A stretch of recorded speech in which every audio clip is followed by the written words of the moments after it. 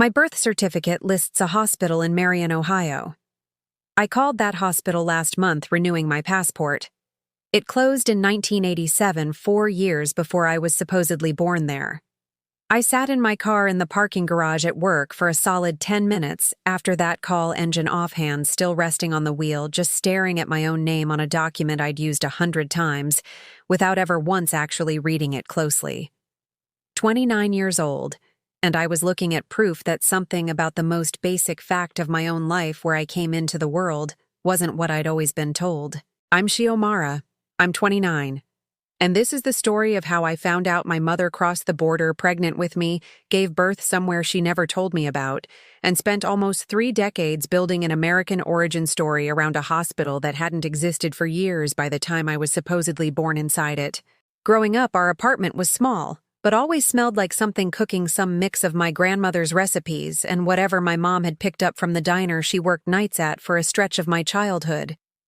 She kept a little American flag pin on her work bag for years, something she'd gotten at my kindergarten Citizenship Day assembly, and I used to think that was just a cute, sentimental thing moms do.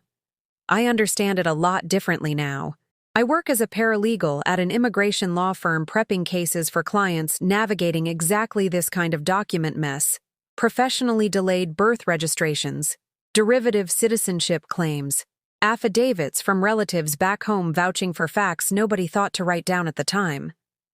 I've walked dozens of clients through untangling paperwork, just like mine, sitting across from them in a small conference room, explaining forms in plain English, while they nod along, relieved somebody finally speaks the bureaucratic language fluently on their behalf. I just never once thought to run that same careful read on my own file. My mom, Guadalupe. Lupe, to basically everyone who knows her, raised me mostly on her own in a small apartment outside Columbus, working 2 jobs most of my childhood, somehow still showing up to every single school thing I was ever part of. Hair still pulled back from an early shift, sneaking in the back of the gym just in time. She's the kind of mom who remembers exactly how you take your coffee before you've even fully woken up, who still calls twice a week just to hear about my day. Even though I'm grown and busy and sometimes annoyed about the calls in the moment, though, I'd never actually want her to stop making them. I would have told you without a second's hesitation that I knew everything important about where I came from. The first crack showed up almost 10 years before the passport call, and I barely registered it as strange at the time. At a cousin's quinceañera, an older aunt, half drunk on champagne, speaking rapid Spanish, I only half followed as a teenager, leaned toward my mom and asked something like, "Fue difícil cruzando embarazada con ella?" Was it hard crossing pregnant with her? My mom laughed it off fast, said something about the aunt mixing her up with a cousin, and the conversation moved on before I'd even finished translating it in my head. I filed it away as adult gossip. I didn't fully understand the kind of thing you let go, because pressing on it feels rude, especially at somebody else's party. That's the thing nobody tells you about a lie built to protect you. It's not designed to be caught. It's designed carefully, patiently, to feel exactly like the truth for as long as humanly possible. I actually asked my mom once, years after that quinceañera, whether Tia Rosa had said something weird that night. I remembered just enough of it to feel unsettled, not enough to actually push. My mom laughed, called Tia Rosa the family's designated troublemaker after 2 drinks, and moved on so smoothly I didn't think to bring it up again for almost a decade. Looking back, I think that smoothness was its own kind of skill, one she'd clearly had a lot of practice with by then. The second crack came a few years later, going through an old photo box while helping my mom move apartments. Boxes stacked everywhere, a whole Saturday swallowed up in bubble wrap and old furniture. A photo I'd never seen before, her visibly pregnant, standing in front of a plaza. I didn't recognize palm trees and a fountain behind her. Nothing that looked remotely like Ohio. I asked her about it casually, and she said it was from a trip to visit family before I was born. Waved it off with the specific brightness she uses when she wants a conversation to end. I believed her. I had every reason to. Nothing about my childhood had ever given me a reason not to. I need you to understand something before I keep going because it matters for everything after this. I didn't start pulling on any of this because I stopped trusting my mom or went looking for a reason to doubt the only parent who'd ever actually raised me. I started because a woman who spends her whole career catching small document inconsistencies for other families cannot get off a phone call with a hospital that's been closed for 37 years and just let it go. I remember sitting in that parking garage a full 10 minutes after hanging up doing the exact same kind of quiet mental math I do for clients every week. Dates, timelines, small gaps that shouldn't exist, but somehow do. It's a strange thing catching your brain doing professional work on your own life before you've even consciously decided to investigate anything. The third crack, the one that finally made the first two impossible to keep explaining away separately, came about a week after the phone call, going through my mom's old paperwork drawer, looking for my actual Social Security card to attach to the passport renewal, the same drawer that had held every important document in our family for as long as I could remember. Buried underneath old tax returns was a Mexican cartilla, an old identity booklet with my mom's name on it, and a handwritten note clipped to the inside cover in her own handwriting, a due date scrawled in the margin. A due date that put my actual birth almost 3 weeks earlier than the date on my American birth certificate, and roughly 900 miles away from Marion, Ohio. I need you to know something before I go further, because it recontextualizes everything I've told you up to here. For years, I'd helped clients at my own firm untangle exactly this kind of document inconsistency, walking them patiently through delayed birth registration laws, state by state explaining affidavit requirements to worried parents trying to prove a child's citizenship after the fact. I'd done that work 100 times for strangers before I ever thought to point that exact expertise at my own paperwork. I pulled Ohio's actual statute on delayed registration of birth, the legal process a parent can use to register a birth after the fact, sometimes years later, when a hospital birth wasn't formally recorded at the time. It requires supporting evidence. Witness affidavits, typically from people who can vouch for the child's actual birth circumstances, notarized and filed with enough specificity that a clerk somewhere decades ago had to accept it without ever questioning it too closely. I requested my own certified file from the state, something I'm technically authorized to do for work purposes, constantly filling out the same form I've filled out for dozens of clients over the years. And something that felt entirely different, requesting for myself my own name typed into a field where I'm used to seeing somebody else's. The file confirmed it in black and white. My birth certificate wasn't an original hospital record at all. It was a delayed registration filed almost a year after my actual birth, supported by 2 witness affidavits, one from my mother and one from a woman named Mercedes Alvarado. I stared at that second name for a long time before it fully registered. Sitting alone at my desk after everyone else in the office had already left for the day, fluorescent lights humming overhead in that specific quiet only an empty office has after 6 o'clock. My grandmother, still alive, still living in the same small town in Mexico she's lived in my whole life, a woman I talk to on the phone every few months and see maybe once every couple of years. I called her that same week, framing my questions as vaguely as I could manage, testing the water before I said anything real. The line crackled a little, the way international calls to her little town always do, background noise of a rooster somewhere and a television playing low. The same sounds that had been the backdrop of every phone call I could remember having with her, going all the way back to childhood. She went quiet on the other end for a long moment, the specific quiet of someone deciding in real time whether this was finally the conversation she'd always known might come. "Ask your mother," she said finally, gently in Spanish, her voice softer than I'd ever heard it on a phone call before. "That story isn't mine to hand you first." It wasn't a no. It was worse than a no. Honestly, it was confirmation wrapped in enough love that I couldn't even be mad at her for not saying more. I sat with everything for almost 2 weeks before I brought any of it to my mom directly.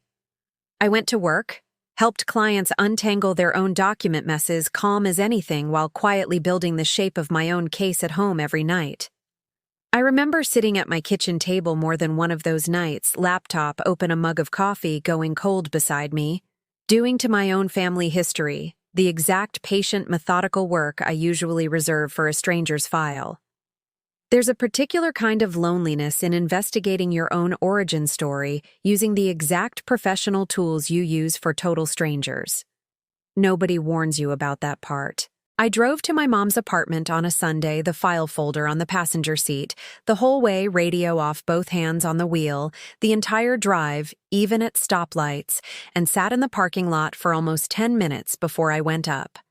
Not because I was scared exactly, but because I wanted to be completely sure of every date before I let this become real. I've helped build enough real case files at work to know you don't walk into a conversation like the one I was about to have with a hunch. You walk in with something that can survive somebody actually arguing with it. She opened the door already looking like she half knew why I was there, like some part of her had been waiting for this exact Sunday for 29 years. I didn't lead with the folder right away. She got there first, actually standing in her own kitchen, wringing a dish towel in her hands without seeming to notice she was doing it.